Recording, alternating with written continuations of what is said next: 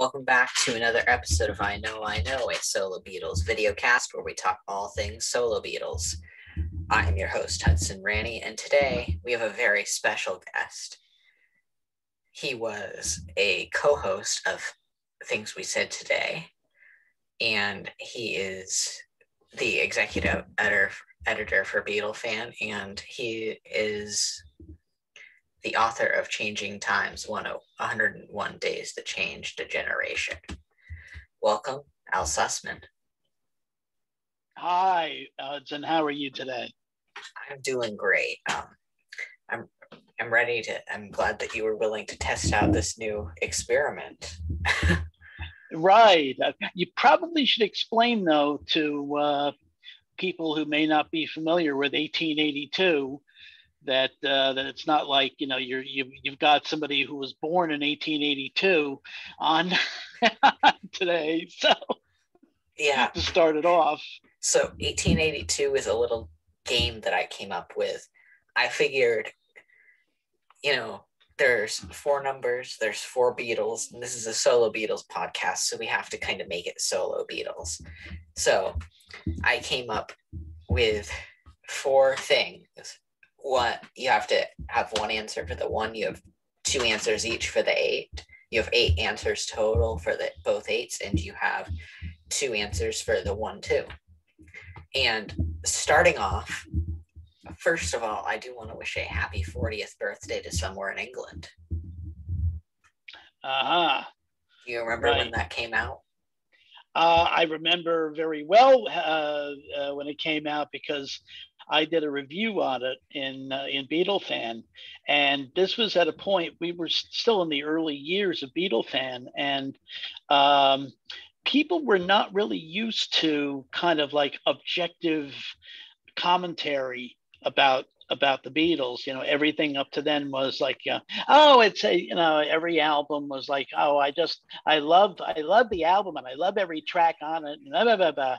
And they weren't used to basically telling it like it is. And I've never considered Somewhere in England a very good album, and did a pretty negative review of it. And oh my goodness, the mail that we got, basically people accusing me of having a vendetta against George Harrison. It was not great. So yes, I remember Somewhere in England very well.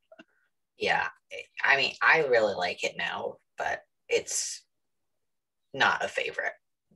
No, it has its moments, but it's not and especially considering the albums that kind of surround it.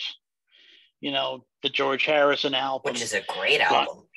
Right, exactly. And Gone Trobo, which is an album that I like very much. I like that album too. Yeah, and 33 and the Third, going back to 76. So it was kind of a Somewhere in England was kind of an outlier in much the way that Driving Rain is for Paul McCartney. That we disagree there. Yeah. Oh well, yeah. I love Driving Rain. Yeah, I don't know. I've tried and tried and tried and tried, and it just, except for a couple of songs, it just, especially since I have very high standards for Paul McCartney, and especially again considering the albums that kind of surround it. Yeah. It just doesn't add up to an album that I would say is worthy of the McCartney name. I will agree with that. I mean, it's not in my top 20 or anything, but I think it's a good album to an extent. Okay, it's okay. It has its moments, but when it's great, It's great. I look at it as like a Plastic Ono Band, because I mean, he was trying to move on from Linda and kind of in a dark place, if you really think about it. Right. Not production wise, I think the production isn't that great on that album, but it just doesn't fit the tone personally. I think it's just too loud. But yeah, it was definitely a transitional album, let's put it that way. Yeah. It's better than Egypt Station still. I'm still. It's a little too soon yet on Egypt Station to really kind of get a really good feel of where that stands. I like a lot of Egypt Station, but I think it's still that, and like McCartney 3, it's just too soon, I think. Yeah. But so our subjects. So for one, Yes. we have a Dream Wings lineup. Would you like? Obviously, you have to include Paul and Linda because they're Right. Obviously, you've got Paul, Linda, and Denny Lane, who are the core of the group. then the fourth and And fifth members are optional. right, that's the thing. And I keep going back and forth on this. I'm really more inclined towards saying that the Dream Wings lineup would be the last one, the 1979-80 iteration, because of the three, lead guitarists that the group has had between Henry McCullough, Jimmy McCullough, and Lawrence Juber. Lawrence is far and away the best of the three. And the only variable would be the drummer. And I kind of lean toward Steve Holley only because I think he's a better rock drummer. Denny Side was a fine drummer, but I think his kind of like his forte is other forms like jazz and other things. Whereas I think Steve is more of a very good solid rock drummer.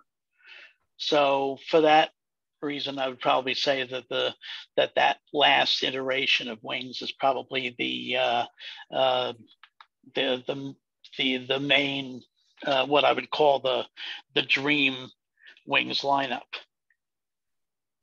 What about Joe English? Are you not a fan of him? I mean, he was okay, but I think both Denny and Steve are certainly better drummers. I'm not counting Jeff Britton, I mean, but he was there for like 10 minutes, so you can't count him. exactly. But but I think definitely either Denny or Steve are really better drummers than Joe English. Yeah, I mean, you just listen to the song Getting Closer and Steve just wailing God. out. Yes, exactly. And Back to the Egg is one of those albums that I can just listen to and not get tired of. I will be completely honest. That's yeah. Next to Wildlife is my favorite Wings album. Boy, you're gonna when it comes to Wildlife, I think you've got a lot of dissenting opinions there too. Yeah, that'll be a future episode. Okay. Probably for the 50th. We'll have a bunch of people and yeah, that's coming up in the fall. Yeah, good thing we're virtual because I might get a few tomatoes thrown at me. Yes, exactly. I really like your choices, and like, is there like what songs on Back to the Egg and around that time period would you say like stand out for you with their guitar work? Well, you just mentioned Getting Closer, Spin It On, So Glad to See You Here, obviously the Rockestra theme, the Winter Rose. I'll agree. Love Awake. Yes, thank you. I was forgetting the second part. Is really nice. Really, most of the album is really outstanding. Yeah, man, I bet he was screaming, "I've got blisters on my fingers." Yes. That. And didn't you guys interview both of those members when you were on Things We Said Today? I don't. We had Lawrence on while I was there. I think they may have had Steve on after I left. Okay. But Steve has appeared. I'm also involved with the Fest for Beatles fans.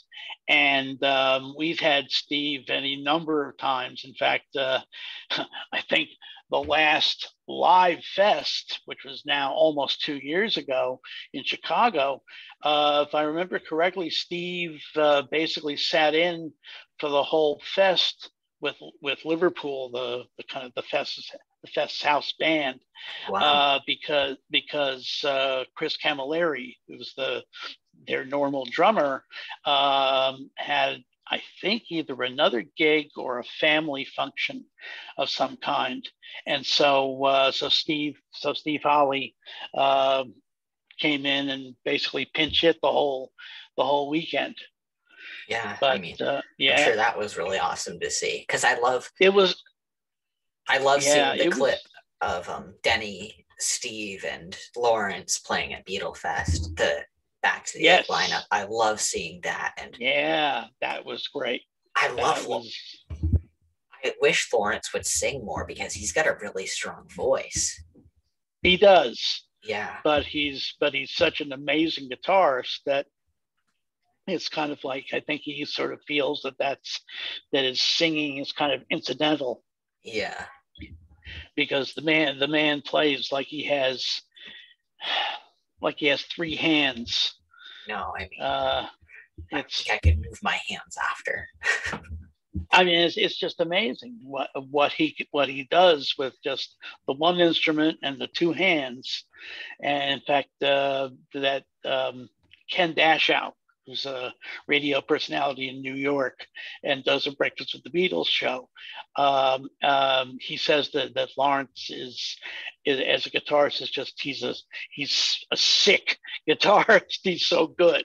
Yeah, I mean, he blows me away every time I see his stream. Yes, yeah, exactly. He's just amazing. So moving on to 8, Mm-hmm. we have 8 favorite John Lennon solo songs. Now this is Right. impossible because I think John has very few bad songs in his solo career Mm-hmm. and doesn't even have a bad Yeah. album, except for maybe Milk and Honey and the experimental stuff. Yeah, and plus, I sometimes I'm generally kind of inclined to kind of merge the songs from Double Fantasy and the songs from Milk and Honey together, since they were from roughly the same sessions. True. And that's part of the tragedy is that his post Beatles catalog is so small. Right. There's only a finite number of albums, and it's difficult to kind of pare things down. But what I tried to do is I tried to actually kind of spread it around and have favorites from pretty much each album, from of the sort of this mainstream albums, from from Plastic Ono Band right through Milk and Honey, as you mentioned. And what I would they're not in any order. Okay. I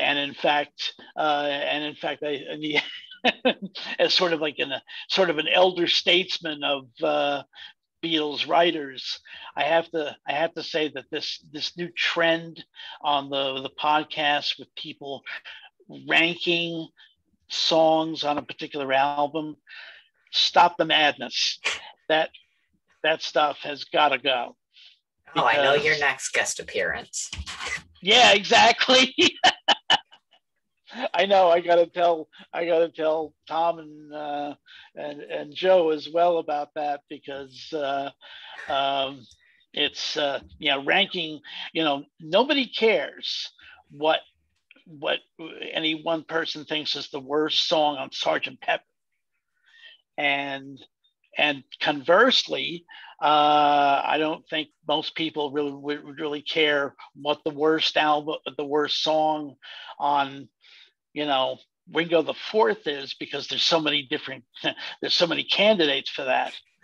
It's just a futile exercise, and it just doesn't mean anything. So I just wish that I realize there's only like a finite number of subjects that you can do on a podcast, especially one that deals with mainly with the solo years, right? Because I mean, there's only a certain a certain number of subjects, whereas with the group, there's almost an infinite number of subjects, because their impact was so immense. But you got to do what you got to do, right? Yeah, everything. Right. So these are not in any order, but well, actually, in this case, they are sort of in chronological order. And they are, like you said, they're my favorites. They're not the so best. They're not the best or the greatest or whatever. They're just simply my favorites. And the first one would be Instant Karma. Thank you. And but specifically, there's two versions of the song that I particularly like. One is the live version that was on the John Lennon and New York City album in 1986. The afternoon show for the one-to-one concerts. And the other one is the one that just came out recently, this kind of stripped down version. No. Plastic Ono Band. It's the stripped down version, which is on the Plastic Ono Band box. And I believe it's on the 2-disc version as well. Yeah, it is. For people who don't want to spend $130 for the full box, and because that stripped of all of the Spectre reverb and effects and all, it really emphasizes what a great vocal performance it is from John. And in fact, the vocal on that stripped down version is very similar to the one that he does at one-to-one. Right. So yeah. So Instant Karma would be my first one. The second one would be from John Lennon Plastic Ono Band, would be Remember, which is probably the most kind of accessible track on the album. And I mean that only because, just kind of musically accessible, even though lyrically it's pretty much in line with the more bare wires, very personal songs on the rest of the album.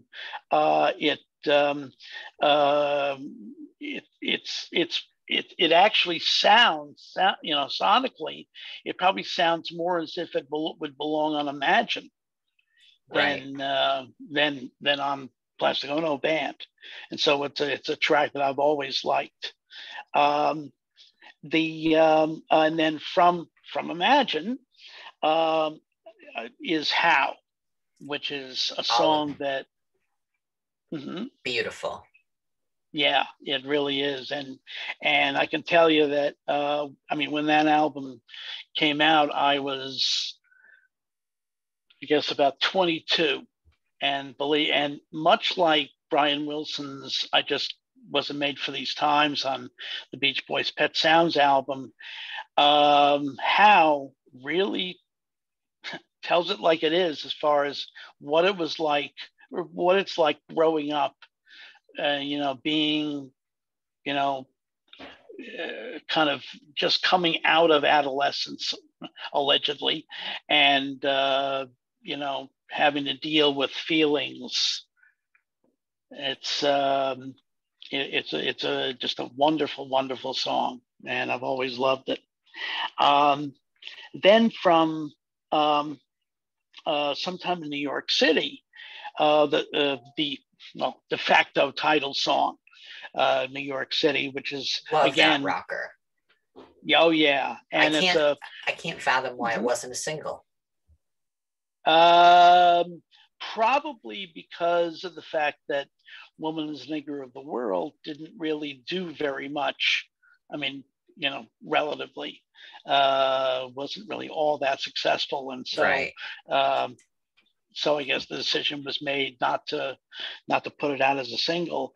But it's, again, this is kind of a personal choice because while I live in the Pittsburgh area now, I was born in Manhattan. I worked in Manhattan for cumulatively about 20 years. And I lived until about 6 years ago in North Jersey, which may as well be the sixth borough of New Yeah. York.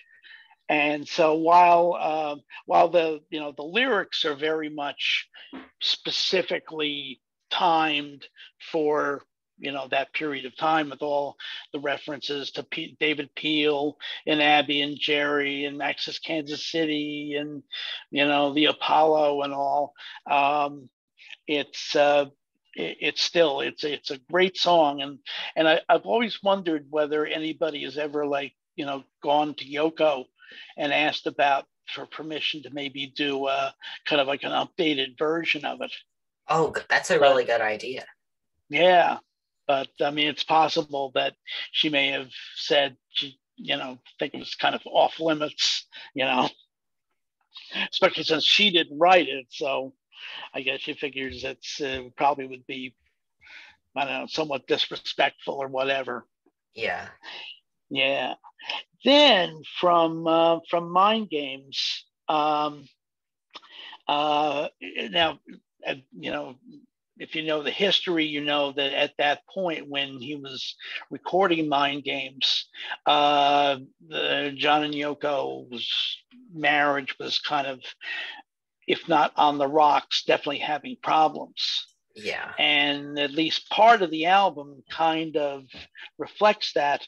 But this song, "You Are Here," which in fact was the name of one of Yoko's exhibits, art exhibits, "You Are Here" is it's a beautiful, beautiful love song, It is. and it's just one that I've always liked. Um, then from Walls and Bridges, we've got Number Nine Dream, which was what the second single Right. from the album. And again, it's one that I've always loved because it has it kind of harkens back to the kind of sort of dreamlike Lennon vocals on things like "I'm Only Sleeping," Right. Strawberry Fields, "Lucy in the Sky," things like that. And so it's got that kind of sort of a Beatle reference in there, and it's also May Pang, who was his companion at that time during the so-called Lost Weekend, is on the track. And it's just a wonderful, wonderful song and great production. It really does. It does a great job. Everybody complains Um, about the original mastering on that album, and I don't get it. I get it with Mind Games. I mean, Walls and Bridges and Mind Games are my two favorite Lennon albums, anyways. mm-hmm. But I don't know why they complain about it on Walls and Bridges. I think the original sounds fine. Yeah, yeah. I've never really had a problem. I guess maybe because of the fact that John basically produced both albums himself. Some people don't feel that it's got that actually Spector, who did the mastering on, say, Imagine and Plastic Ono Band, and to an extent on Rock and Roll, may have done a better job with that. But that's debatable. I've always felt the Mind Games. Is a particular Mind Games is probably my favorite post Beatles Lennon album. It's a very underrated album. I will agree with that. And yeah, Mm-hmm. it's a good one. Yeah. definitely. Now, I didn't include anything from rock and roll because I figured you probably wanted originals. Yeah. So then going up to Double Fantasy, watching the Wheels, which is whether one has any quibbles about the accuracy of John's long time um, story about how he'd never picked up a guitar for 5 years, which was really so much hyperbole, but still, the lyrics to Watching the Wheels really tell the story very well of what those 5 years were like for him, and so much so that on the night of John's murder, in the hours immediately afterward, I was listening to New York radio, and that song, even though the album had only been out for 2 weeks, it seemed like the especially in those days, because generally, especially on the rock stations, the radio personalities really picked out the music, whereas rather than now where it's all computerized. And it seemed like they kept going back to that song again and again in those first hours afterward. And so that song has always had kind of a special place in my heart. And and then from Milk and Honey, in much the same kind of spirit, Grow Old With Me, which is that the song that unfortunately he never got the opportunity to go into the studio and record. But it's just a wonderful, wonderful song. It's just, and unfortunately, because of the context and all, it's a song that causes I probably, and I'm sure I'm not alone, is I end up tearing up almost every time I hear it.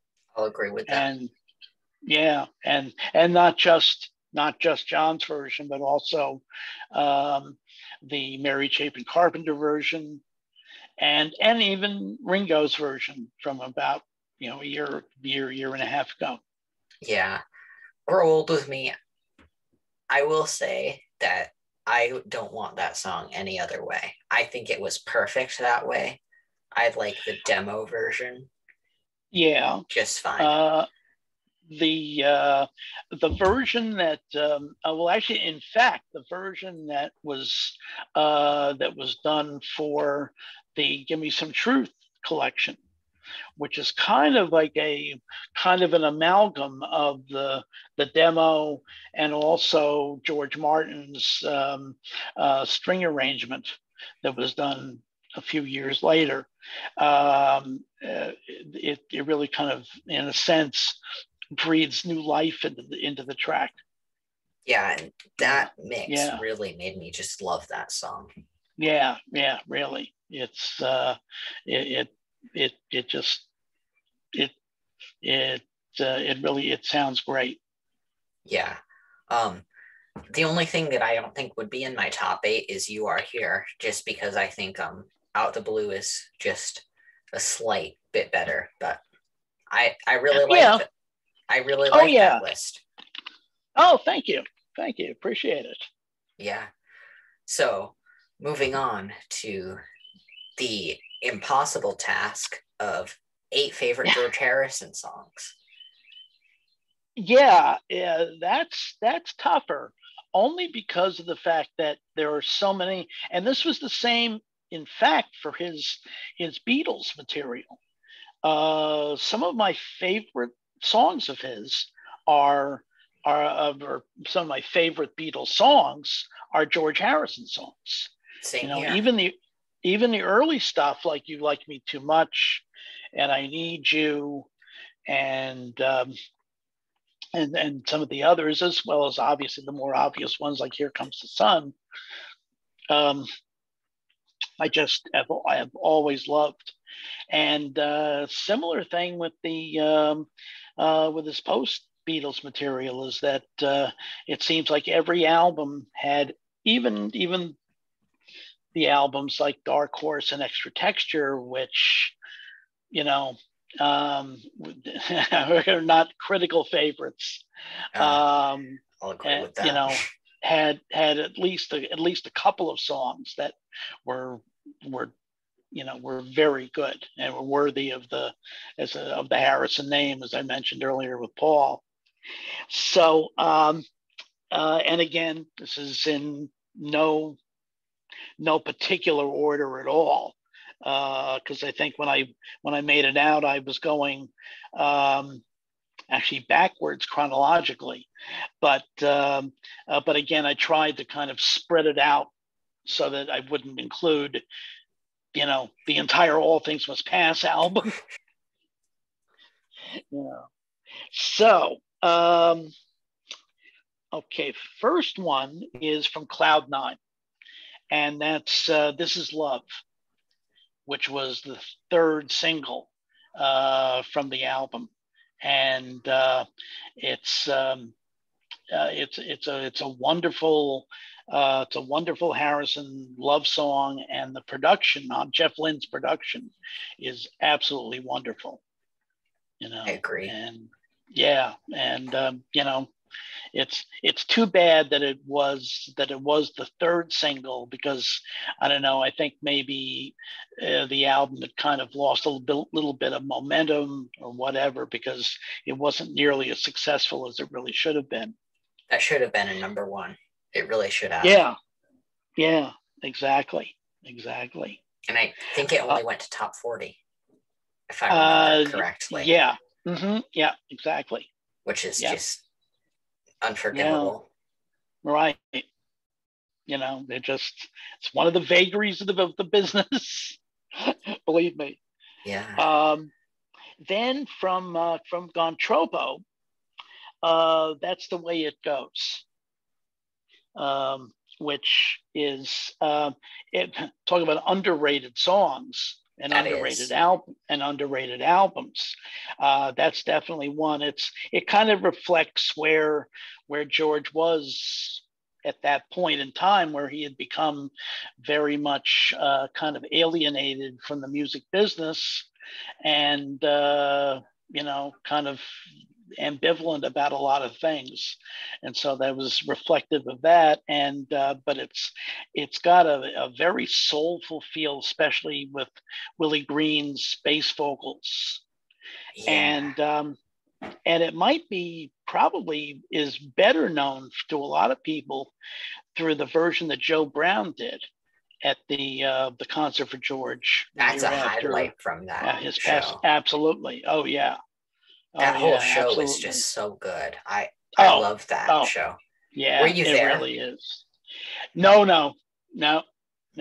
It was, but it's absolutely wonderful. It's probably just as well that I wasn't there, because every time I hear "I'll See You in My Dreams,"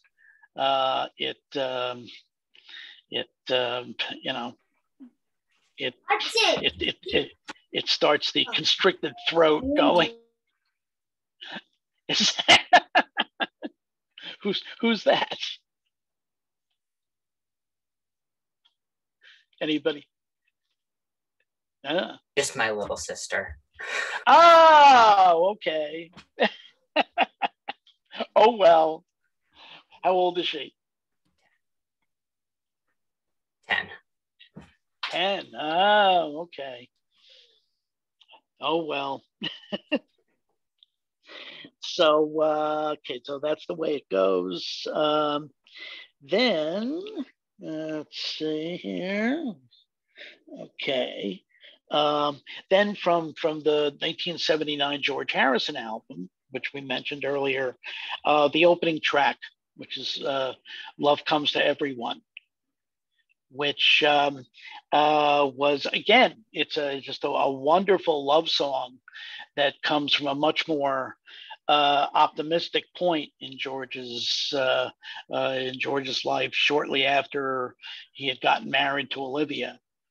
And it's funny because that album came out, and the single of Love Comes to Everyone came out right about the same point in 1979 when the post Pete Ham version of Badfinger released their first album without Pete, called Airwaves. And the single from that album was a song called Love Is Gonna Come at Last. And I've always kind of, and the two songs have a very similar sound and production to them. And so I've always kind of associated the two songs almost like as one entry. Yeah, interesting. Yeah. I love that song. Beautiful yes, opener. Absolutely. Then from 33 and a Third, the song that leads off side 2, It's What You Value. Oh, great choice. Which is, yes, because again, that was something of a comeback album for George after kind of the at least critical drubbing that he had gotten for Dark Horse and for Extra Texture, and of course the tour. But 33 and a Third is a much more up album, a much more appealing album, and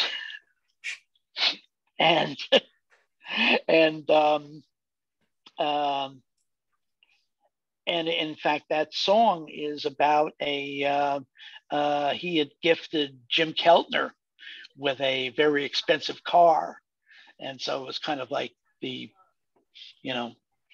kind of a sly comment on all of that. So It's What You Value. Then from Extra Texture, the first single from that album and the lead-off track, which is You, which actually dates from 1971. Right, he had written it with the intention of Ronnie Spector recording it, and in fact, they did a basic track, but apparently Phil didn't like it, and so Ronnie actually never did record it, but with a little bit of augmentation. In 74, George did a full version of You and recorded it for Extra Texture, and whereas on one particular Beatles podcast, they've made almost a career of not liking You, not you personally, but the song You.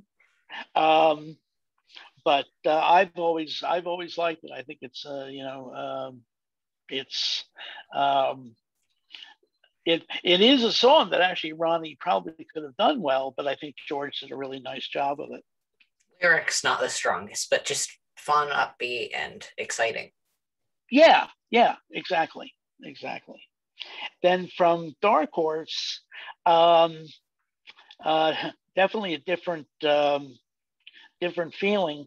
So Sad, which is a song that he wrote basically about the deterioration of his marriage to Patty, and it was originally recorded about a year before it first came out. It was recorded by Alvin Lee and Milo and the Fever. And then George recorded it for the Dark Horse album. Fortunately, he recorded it early enough in the recording process where his voice hadn't quite, it was in better shape. Let's put it that way than it would be than it would be later on. And but it is a very kind of melancholy song, complete with George's patented weeping guitar. And but it's a beautiful, beautiful song. Then from Living in the Material World, Don't Let Me Wait Too Long, which was, should have been the second single. Yes, exactly. Which for whatever reason wasn't the second single, but it's one of the absolute highlights of the album. I'm not as high on the album as I know some people are. Our friend Ken Michaels considers it the best, his favorite album by anybody of all time. Yeah, I'm not quite there, but that song in particular is certainly my favorite from the album. And then from All Things Must Pass, I took the title song, and specifically, in fact, the remixed version of it, which was released onto YouTube a few months back as kind of an appetizer for what there have been various rumors about what may come out at some point, which is at this point is kind of subject to whatever may happen with the Get Back film and whatever the Get Back film, the Get Back book, and whatever audio release there's going to be. So it's kind of they're kind of waiting to see what happens. But that version of All Things Must Pass is wonderful. It's always been just one of his greatest songs. And again, it was a song that was recorded at a particularly poignant moment in his life, but it's always been a great favorite of mine, and I'm looking forward to whatever package is going to come out, whenever it may be. Yeah, I mean, we still haven't gotten Early Takes Volume 2, so you never know. Yes, exactly. Yeah. And if I could throw in two honorable mentions, just from the two albums that I didn't represent, from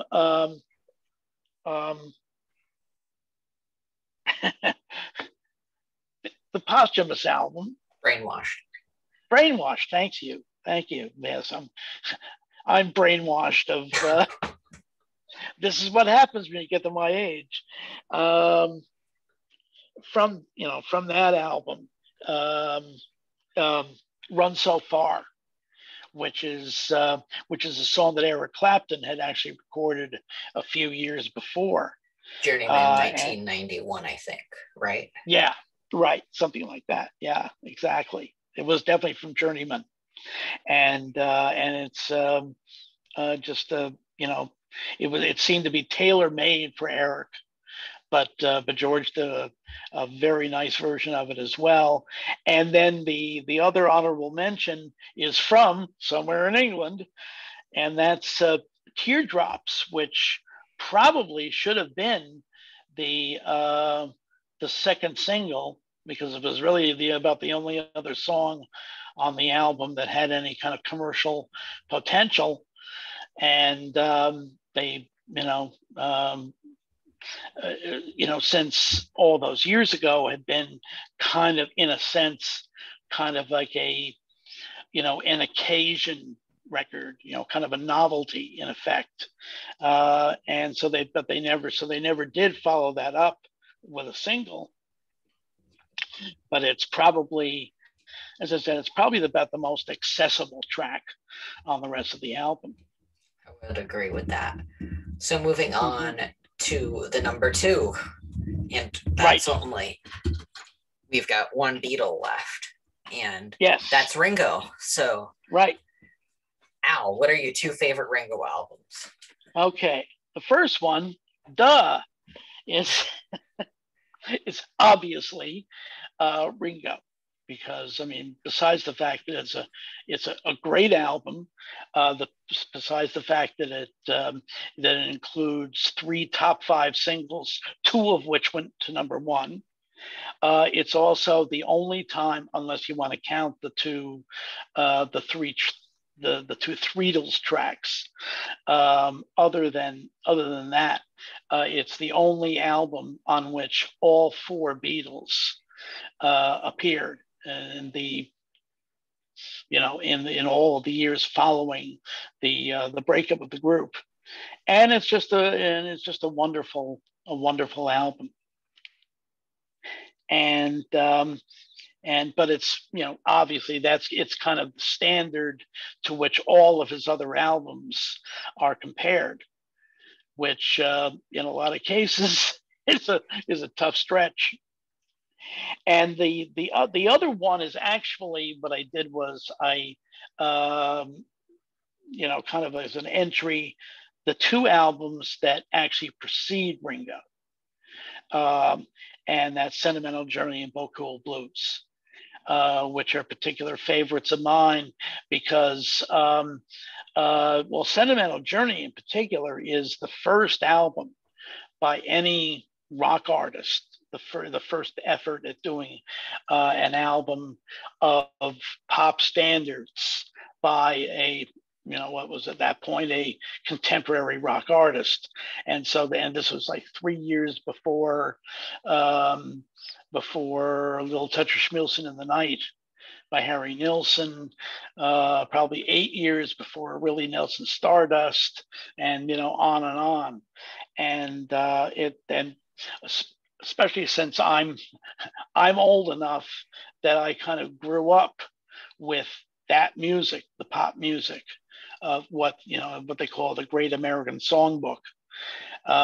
So I was really a lot more positively disposed toward that album when it came out than I think a lot of people were. A lot of the rock fans. This isn't rock, man. That sort of thing. And it's an album that I've always loved. And also, as I was kind of like, becoming familiar with pop music in the mid and late 50s and early 60s, a lot of what I was listening to was country, and either country or pop country, what you might say. And so Bocool Blues also was an album that I found very accessible, again, probably more so than a lot of like hardcore rock fans, because it uh, technically alone, I mean, Ringo was backed up on the album by basically what at that point the cream of Nashville's session players, guys like Charlie McCoy and Jerry Reed, and in fact the album was engineered by Scotty Moore, who was of course Elvis's guitarist for so long. And I think DJ Fontana is also involved in the album. I believe that too. Yeah, I think so. But it was like I said, at that point, and the Jordanaires are on there, but it's really kind of the cream of Nashville's, what they called the A team back in those days. And it's to me, it's a fine album. And if other people, don't like it because it's not rock, man, well, that's too bad. So that's. Do you have any honorable mentions for Ringo albums? Well, it's funny because the album that I was thinking of as my second choice, and then decided to go with those two, is "Stop and Smell the Roses." Thank you. which is an album that really gets dumped on quite a bit. I love that But album. yeah, I mean, It's a fantastic record. Yeah, you've got the 3 tracks on there that were produced by Paul McCartney, and also the last top 40 single that Ringo has had to this date is "Rack My Brain," which was written by George Harrison, and of course that was the album for which John would have contributed.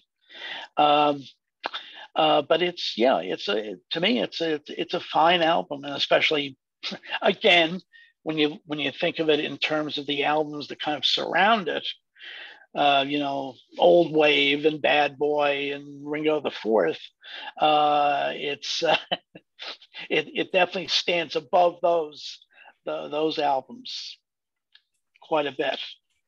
Yeah, but I want to thank you for coming on the show. And thank you very much, Hudson. And I'm going to let you plug away.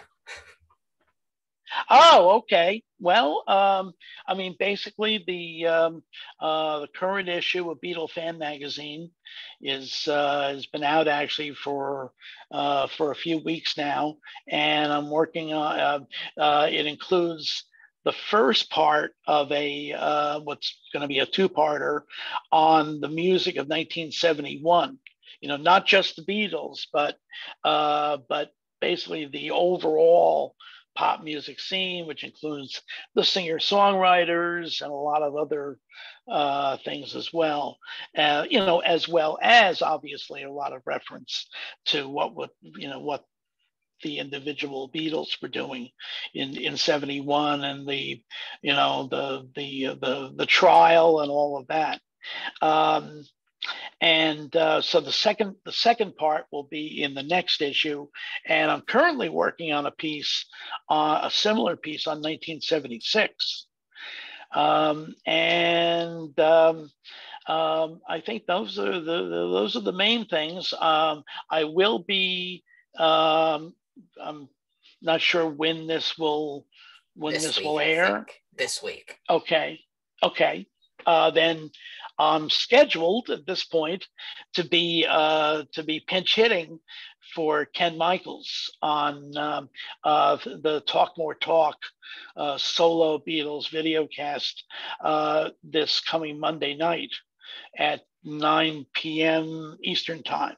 Yes. And I think for now, I think that's all I'm doing a lot of behind the scenes stuff, doing a lot of proofreading and editing and various other things, and also I'm doing also some preliminary book research. Good. So I'm definitely very busy. Yeah. So that is all for this episode of I Know I Know. You can contact me at iknowiknowpodcast@gmail.com. If you're not yet subscribed to our YouTube channel, please do. And if any of my other fellow Beatle podcasters want to participate, you know how to get a hold of me. So thank you for listening.